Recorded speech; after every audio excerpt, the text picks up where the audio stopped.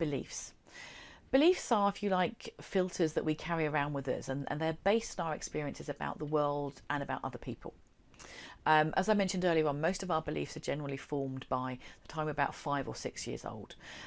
They quite often come from the people that we trust, the experiences we have, so media, teachers, parents, all those kind of things imprint their own beliefs on us, and we start to believe that things are true. As a result, they affect the way that we see things, the way that we react to things. And they can trigger what we call our hot button responses. So if someone's ever been doing or saying something and you find yourself getting really upset or really angry and you don't quite know why, it's probably because they've prodded one of your hot buttons, which is pretty much hardwired back to a belief. And our beliefs can affect our personal effectiveness and our ability to stay positive and to cope with challenging times. And sometimes beliefs can be outdated. So like I said, I don't have any clothing from when I was 5, apart from my brownie uniform, but that's purely for sort of personal reflection purposes as opposed to anything else. But you can change beliefs. A belief is only a belief, as we said earlier on, and you can change it. So we're going to be looking a little bit at some ways we can change some beliefs. So let's think about a few beliefs that potentially could make it hard for us to cope with challenging times and to stay positive. So one that probably comes to mind is, I must be in control. And that's one thing that a lot of human beings have. The idea of losing control is something we feel really uncomfortable with, which is why the VUCA world and that uncertainty and not being able to control what's happening can be so stressful for a lot of people. I must be perfect. That's another big one for an awful lot of people, and it's one that I've had challenges with myself over the years. My dearly departed father was an orphan and never understood the need for parental approval. So whenever I did something, it was always, well, why can't you do this? I remember telling him about getting 75% in an exam, and he's like, why didn't you get 100? And so for me, I thought I must be perfect. I thought if I wasn't perfect, I was never going to be good enough for my dad. I was never going to be good enough for me. And so I used to tend to avoid anything that I couldn't be good at.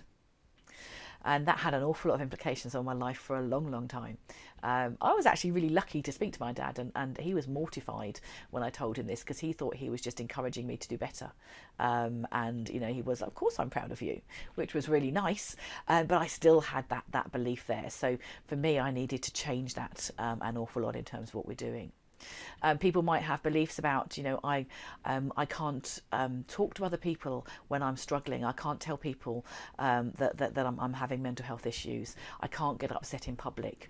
All of these things are our beliefs, and what happens are our beliefs start to become rules, and these are the rules that we live by.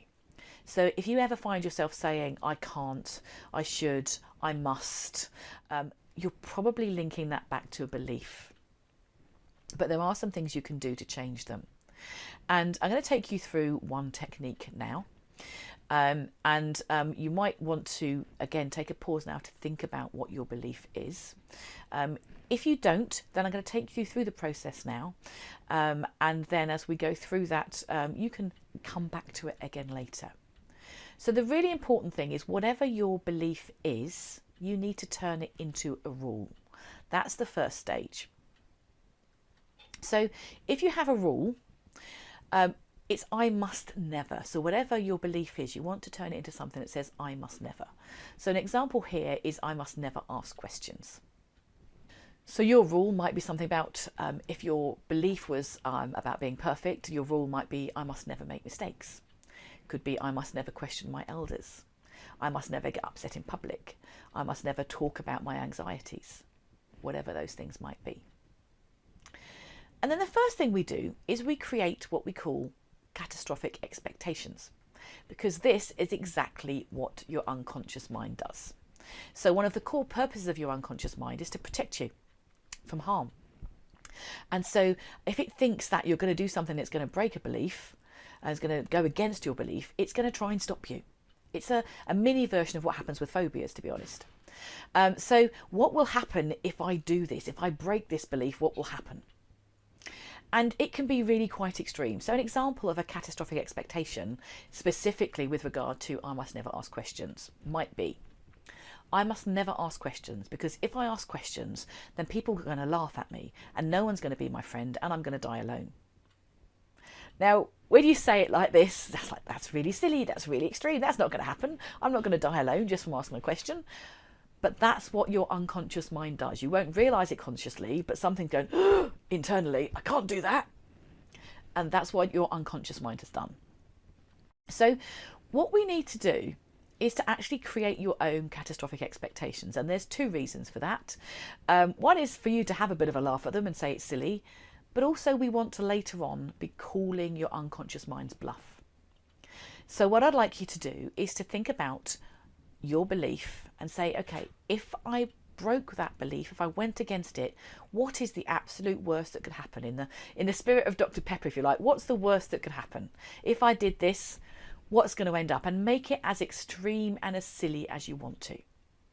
So take a moment to think about what are your catastrophic expectations for breaking your rule. The second thing we do is we're now going to write down the belief in slightly different ways. So the first transform is to change the word must to the word can. I can never ask questions. I can never make mistakes.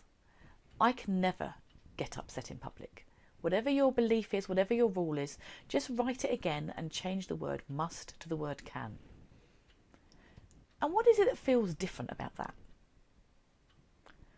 What people normally say at this point is, well, it's down to me, isn't it? I've got more control. When you say I must, you have no choice. That is in that circle of concern, well and truly. The choice is held somewhere else. Someone else is making you do this. But when you say the word can, you are giving that choice back to yourself. If I choose to, I can never ask another question. No one's making me do that, but I can do that. Then we move on to the second transform. And that's about changing the word never to the word sometimes. So I can sometimes ask questions. I can sometimes make mistakes. I can sometimes get upset. And what we're saying there is, well, if I can never ask questions, maybe I can ask questions, but in a limited number. So maybe there are some times, probably not very many, but there are some times when it might be okay to ask a question. And then we move on to the transform number 3. So then we look at a particular situation when it might be okay to ask a question. So, okay, so what would be one situation when it would be okay? Well, if I'm in a learning situation, I'm on a training course and I'm not sure about something, I think it's pretty okay to ask a question. So I can ask questions when I'm in a learning situation. So think of one situation now where it might be okay and reasonably safe to break your rule, to go against that belief. And then what you need to do is try it out. So, okay, let's go on a training course and I ask a question. And I check it out then against those catastrophic expectations. This is where we're calling your unconscious mind's bluff. So I asked a question. Nobody laughed. I'm not dead. I'm not alone. And actually a couple of people said, I'm really glad you asked that because I wasn't quite sure what was going on either. So then you think, okay, well, when else could I possibly ask a question? I can ask a question when I'm with someone I trust. So then you try it out and you ask that question. And they didn't laugh at you. They said, I'm so glad you asked me that because I got a good idea. I can really help with this. And then you think of another time and another time and another time. And eventually your unconscious mind will get to a point where it goes, we don't believe that anymore. And you will have changed that belief. It doesn't happen overnight. And the more deeply held the belief, the longer it will take to change. And it's really good if you can back that up with some reframing activities and some of the positive affirmations and some of the other things we've talked about today. But you can change your beliefs.